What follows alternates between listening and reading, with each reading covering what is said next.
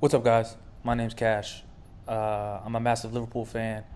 I'm a massive football fan, and I kind of want to throw my hat into the ring when it comes to talking about football and talking about Liverpool and kind of all the things that come with that. Um, and there are several reasons for this. I watch a lot of football content, like from all kinds of creators, from the Anfield Rap to Redmond TV to the Football Terrors to Mark Goldbridge to Don Hussam to you name the creator, uh, especially Liverpool related, and I probably listened to several of the videos, and you know what really kind of got me to kind of not just think about it or want to do it or whatever, but to actually kind of make this video is the state of discussions today when it's football related. I think it's a lot of it's nonsense. I think when I see the kind of the panel shows and they're a bunch of fans talking about their team or the sport in general or the Premier League and the Premier League. I think the arguments that are made are silly. I think they fall into all kinds of logical fallacies. I think they equivocate with their word usage and they smuggle kind of different words in there to manipulate kind of what they're saying. And I know this sounds kind of like all kind of like what are you talking about, Cash? Like, what do you mean? And hopefully, in future videos, I kind of point this out and kind of state my case. But I kind of want to bring back logic and reason to these arguments. I'm a big fan of debate. I'm a big fan of of like I just mentioned, logic and reasoning, and having good reasons for why you have your opinion. You know what I mean? I'm tired of the age of like, oh, everybody's entitled to their opinions, and so like all as if all opinions are equal, when they're just simply not. You know what I mean? I think the best opinions are ones that have reasons, logic behind them. You know what I mean? And if you don't have good reasons or good logic behind your opinion, I just don't think it's a good opinion to have. But so many people, because of maybe their charisma or because of the team they support, they get this following, despite making terrible arguments for whatever they're arguing. Or maybe they want to seem like likable, they want to be likable or whatever it might be. But I don't care about none of that. You know what I mean? I think we should bring forth our opinions, freely, of course. But I want mine at least to be grounded in logic and reason. And so, um, so this video is right off the back of watching. I won't say who the creator is or whatever, but they're talking about if they're slot in or slot out. Because I'm like I mentioned earlier, I'm a Liverpool fan, right? And the gentleman was saying how you can't be both slot out. You can't blame both slot and Salah, right? Or you can't blame both slot and the players, right? And he called it illogical. He called it a contradiction. But I was kind of when I was watching, I was like screaming to my phone like that makes no sense. You know what I mean? It can be both and, right? On one hand, Slot has messed up with the tactics, right?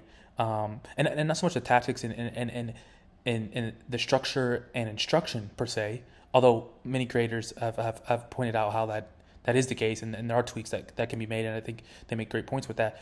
But to me, it's more Slot in kind of the mentality and the intensity. He's kind of uh, I feel like he's dropped his standard when it comes to that in our team, right? Under Klopp, intensity is our identity, kind of was the mantra, right? And I think our intensity has dropped, right? If we just look at the game against Manchester City, right? Guys were walking around out of possession. Gakpo had just come on, and he was walking around. He was walking. You know what I mean? I believe they Manchester City outran Liverpool by over like maybe over 8.5 kilometers, as a team. And last year that was kind of viewed as a good thing, right? We were 20th in the league, right? We were last in the league in distance covered last year, right? Um, but that was a good thing. One because it prevented injuries, but also it meant the distances between players were shorter, right? There's this great guy on X that I follow. I can't remember his name. It's like Alexander is his last name or something. He's a coach or an analyst or whatever. And he had this great chart where it said where it had like four quadrants, right? A graph, I should say, where it had four quadrants, and one was like low mobility.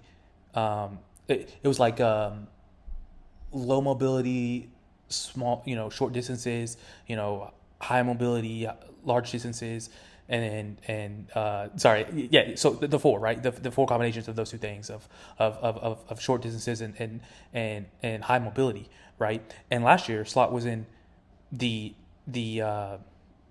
I want to say he was in kind of the bottom right quadrant, which was uh, short distance, high mobility, right? But this season, he's in uh, large distances, high mobility, right? And it's in the same quadrant as guys like Ten Hag, guys like Ange Postecoglou, right?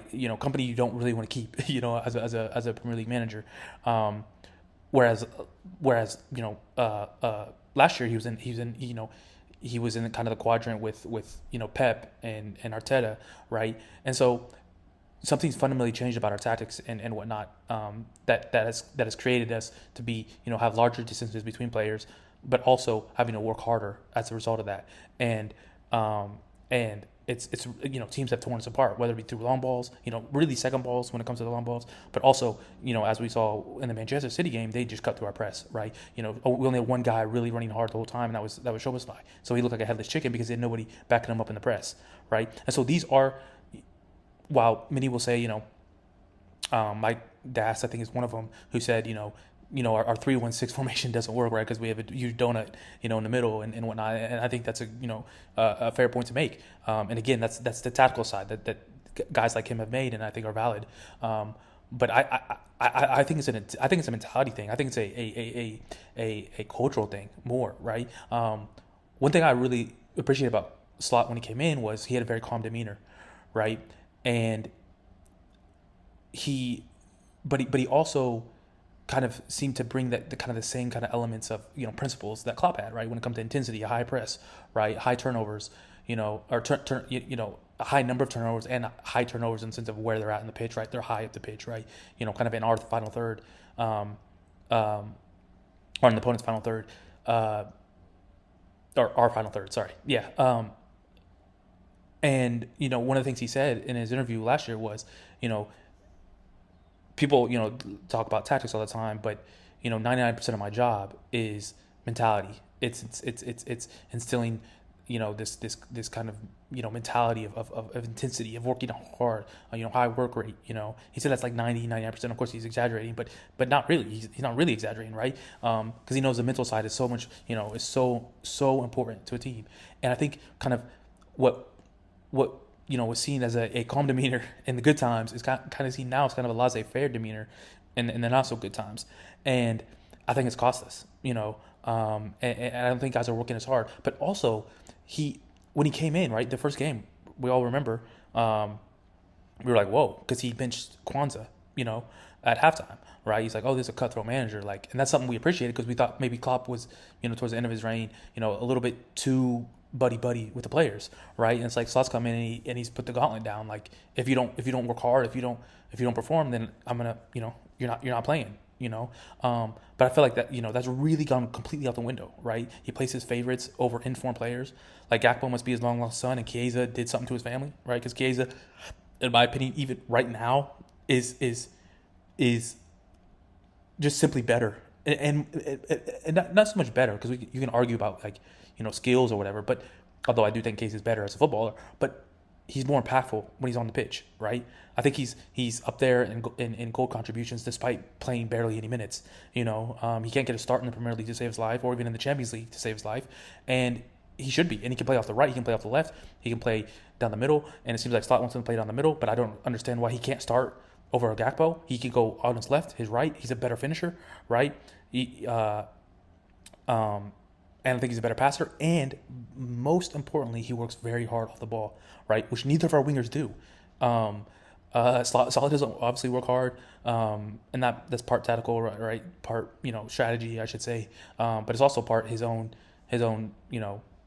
desire and willingness to help out his right back. But Gakpo has been. I mean, Gakpo was never as good as Diaz, right? But now that's really getting exposed. Yet Slot keeps playing Gakpo, right? And I know the last couple games he played Wirtz off the left and blah blah blah. But Gakpo was the first sub against Manchester City. You know what I mean? I think he was the first sub against Madrid, or at least the first forward sub, right? So Yeah, he played down the middle. And I think he missed. Yeah, he missed a point blank shot. That Salah had a great pass, Travella pass. But anyway, all that's to say, and he missed a point blank shot against Manchester City. You know what I mean? So it's like Gakpo hasn't been producing, and people want to bring up his goal contributions. Like he's on 7, he's one behind. I think he leads the Premier League in chances created.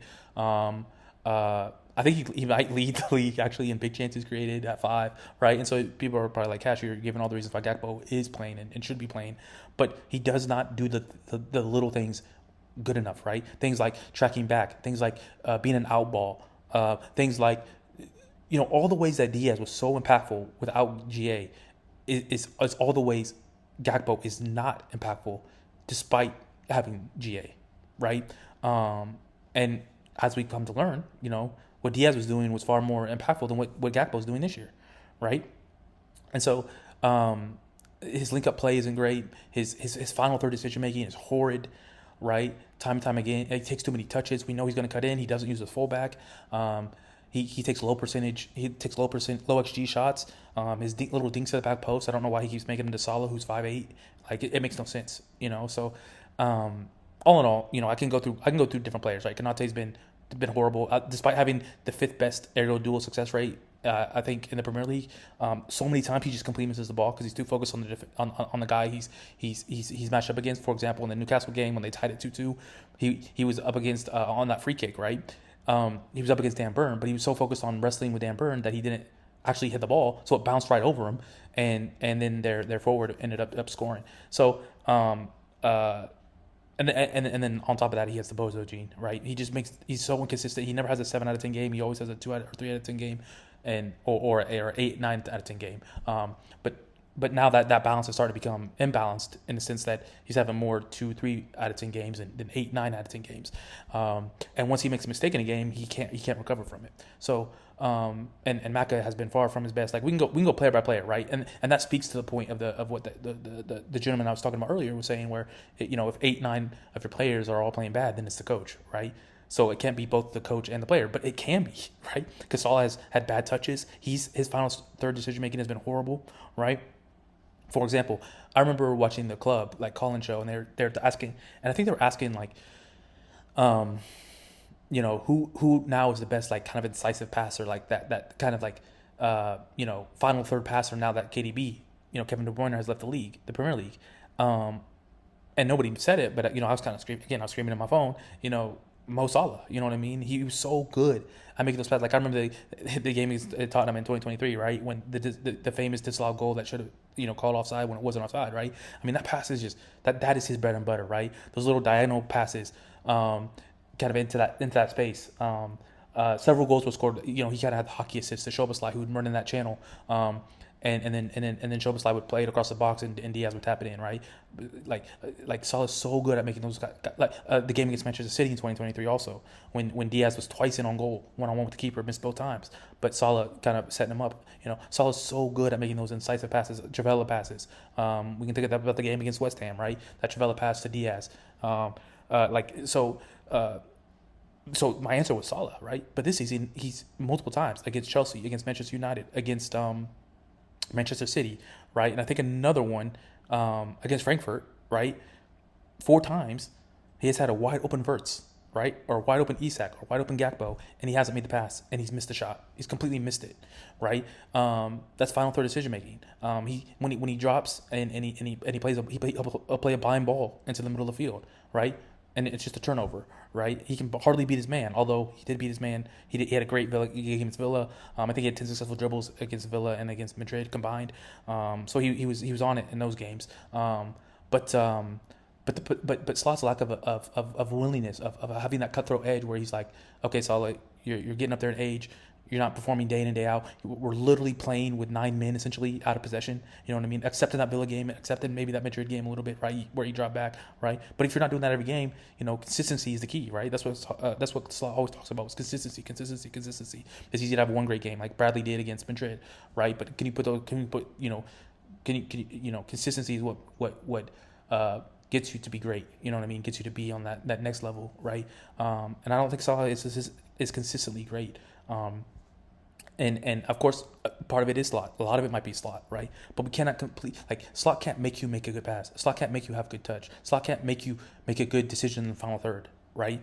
And so all that's to say is you know, I just think the general talk when we talk about Liverpool or when we talk about the Premier League in general, is people just making bad arguments, really bad arguments. When it comes to VAR, I'll get into that in another video. But don't get me started on the Van Dijk goal that was disallowed, and people's kind of like waffling about that. But anyway, I'll shut up now. But yeah, if there are any other fans that want to get into the conversation and have a voice, let me know in the comments. I'd love to, kind of do a panel and we can discuss it, like a podcast, essentially, in video format. But please, like and subscribe, as they say. And I hope you go along this journey with me and let me know what you think. Are you slot in? Are you slot out? Do you think it's more on the players? Do you think it's more on slot? Do you think it's a little bit of both? Do you think it's on the recruitment team, as I've heard from other folks, which I don't necessarily agree with, but I do agree with. I think there's nuance to that we can discuss at another time. But yeah, let me know your thoughts, and I'll talk to you later. Peace.